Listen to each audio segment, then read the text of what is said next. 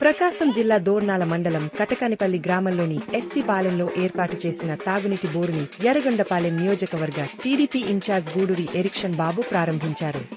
సంవత్సరాలుగా ఉన్న తాగునీటి సమస్యను ఎరిక్షన్ బాబు గారు ప్రత్యేక చొరవ తీసుకుని బోరు వేయించారు.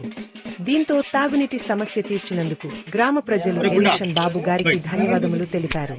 కార్యక్రమంలో టీడీపీ కూటమి నాయకులు పాల్గొన్నారు.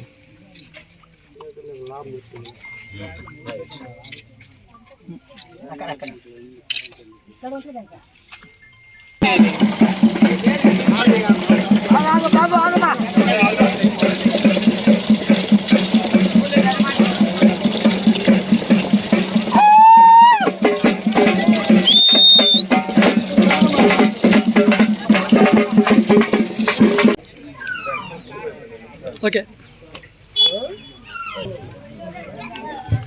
ఇటు తిరుగన్నా చాలా ఇటు తిరుగు రండి అమ్మా రండి